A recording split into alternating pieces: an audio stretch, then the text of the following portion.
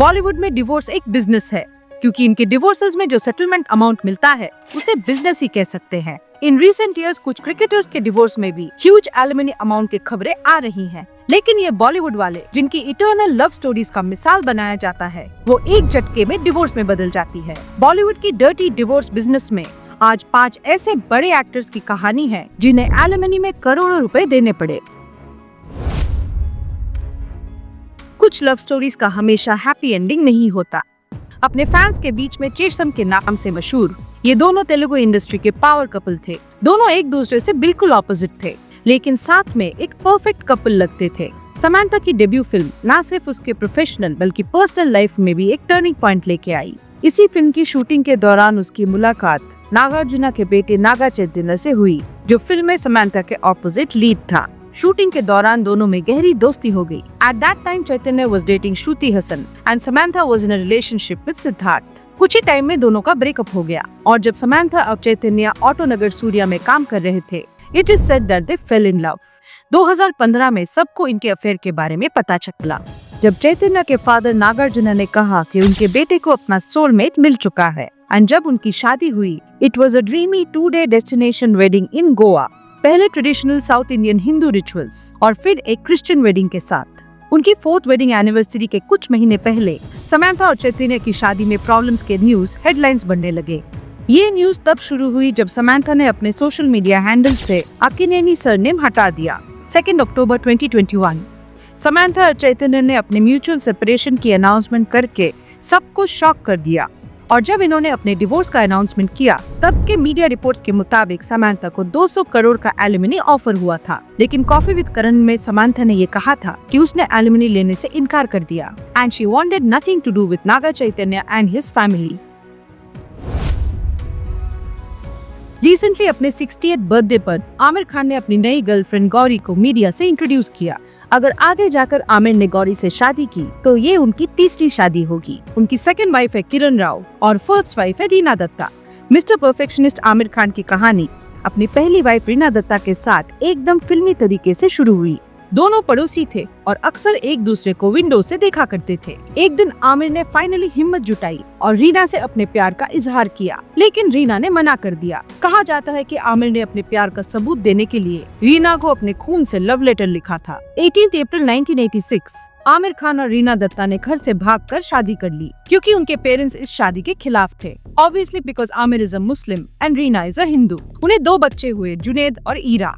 दोनों ने 16 साल तक एक साथ गुजारा, लेकिन पर्दे के पीछे उनके शादी में टेंशन्स बढ़ रही थी। बात इतनी बढ़ गई कि फाइनली 2002 में दोनों ने डिवोर्स ले लिया। कहा जाता है कि डिवोर्स सेटलमेंट में आमिर खान ने 50 करोड़ दिए थे, जो उस टाइम पे एक ह्यूज अमाउंट था। अरबाज खान और मलाइका अरोड़ा के डिवोर्स के बारे में तो सब जानते हैं, जिसमें मलाइका को 10 से 15 करोड़ मिले थे, लेकिन सलमान खान के दूसरे भाई को भी डिवोर्स में एक बड़ा अमाउंट देना पड़ा था। बात तब की है जब सलमान खान के brother Sohail Khan was promoted as the next superstar of Bollywood। वो कई फिल्में साइन कर चुके थे and was a busy upcoming star। सीमा तब रिसेंटली मुंबई शिफ्ट हुई थी।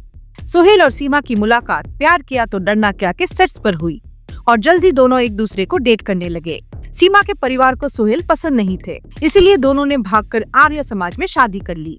लेकिन fabulous lives of Bollywood wives show में सीमा ने रिवील किया कि उनकी और सोहेल की शादी एक अनकन्वेंशनल मैरिज थी। दोनों काफी सालों से अलग रह रहे थे और शादी के 24 साल बाद दोनों ने ऑफिशियली डिवोर्स लेने का फैसला लिया। डिवोर्स एलिमनी का सेटलमेंट अमाउंट रिमेन्ड अनडिस्क्लोज्ड, लेकिन कहा जाता है कि अमाउंट काफी बड़ा था। इंडियन माइकल जैक्सन के नाम से फेमस प्रभुदेवा ने अपनी लेडी लव रामलात से 1995 में शादी की। उनकी रिलेशनशिप या शादी के बारे में ज्यादा डॉक्यूमेंटेशन नहीं है, लेकिन ये जानकारी है कि रामलात एक मुस्लिम थी जो शादी से पहले हिंदू धर्म अपना चुकी थी, जिसके बाद उनका नाम लता रखा गया। सब कुछ ठीक चल रहा था, लेकिन 2009 में प्रभुदेवा और साउथ एक्ट्रेस नयनतारा के अफेयर के न्यूज आने लगे और तब इनकी शादी में चीजें बिगड़ने लगी। लेकिन 2010 में खुद प्रभुदेवा ने एक्सेप्ट किया कि वो नयनतारा से प्यार करता है और उनके साथ ही रहना चाहता है। ऐसी खबरें आई कि दोनों 2 सालों से लिव इन में थे और जब लता को इसके बारे में पता चला, उसने प्रभुदेवा और नयनतारा के खिलाफ पिटीशन फाइल की और आखिरकार प्रभुदेवा से अलग हो गई। प्रभुदेवा ने लता को 2 कार्स, अन्ना नगर में 2 घर, रंगारेड्डी आंध्र प्रदेश में 2 फ्लैट्स और 10 लाख की एलिमनी दिया था। क्योंकि इन प्रॉपर्टीज की वैल्यूएशन 20 से 25 करोड़ के आसपास थी, उस टाइम पे इसे बॉलीवुड का कॉस्टलीस्ट डिवोर्स सेटलमेंट माना जाता था। ऋतिक रोशन ने अपने long term girlfriend Sussanne Khan से 2000 में शादी की। पहली बार दोनों ने एक दूसरे को एक ट्रैफिक सिग्नल में देखा था, जहां उनकी गाड़ियां एक साथ रुकी थी। दोनों को तुरंत एक दूसरे के लिए अट्रैक्शन महसूस हुई। दोनों दोबारा ऋतिक के सिस्टर सुनैना रोशन के एंगेजमेंट पार्टी में मिले। यहीं से ऋतिक और सुजैन की दोस्ती शुरू हुई। धीरे धीरे ऋतिक अपने फीलिंग्स एक्सप्रेस करता गया। रिपोर्ट्स के मुताबिक ऋतिक सुजैन के लिए लव लेटर्स और पोएम्स भी लिखे, लेकिन उनकी कहानी सिर्फ खुशी और रोमांस तक सीमित नहीं रही। शादी के बाद को एक्ट्रेसेस के साथ ऋतिक के अफेयर्स के रूमर्स हमेशा आते थे, लेकिन 2010 में काइट्स फिल्म के शूटिंग के दौरान जब ऋतिक और स्पेनिश एक्ट्रेस बारबरा मोरी के न्यूज वायरल हुए, तब सुजैन ने घर छोड़ दिया। Maybe she had enough. Eventually Sussanne घर वापस आई, बट समथिंग हैड चेंज्ड। अपनी 13th वेडिंग एनिवर्सरी के कुछ दिन पहले ऋतिक ने अपने सेपरेशन का अनाउंसमेंट किया। उसने कहा कि सुजैन ने मुझसे अलग होने का फैसला लिया है और हमारे 17 साल के रिश्ते को खत्म कर रही है, और ये पूरे परिवार के लिए एक मुश्किल का वक्त है। कहा जाता है कि सुजैन को 400 करोड़ का एलिमनी मिला था, लेकिन ऑब्वियसली इसका कोई ऑफिशियल कंफर्मेशन तो नहीं है।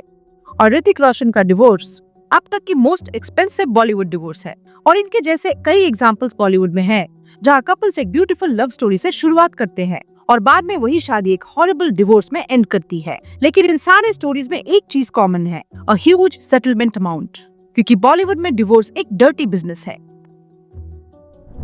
अगर वीडियो अच्छा लगा तो इसे लाइक करो and please consider subscribing to the channel. मिलते हैं अगले वीडियो में। नमस्कार।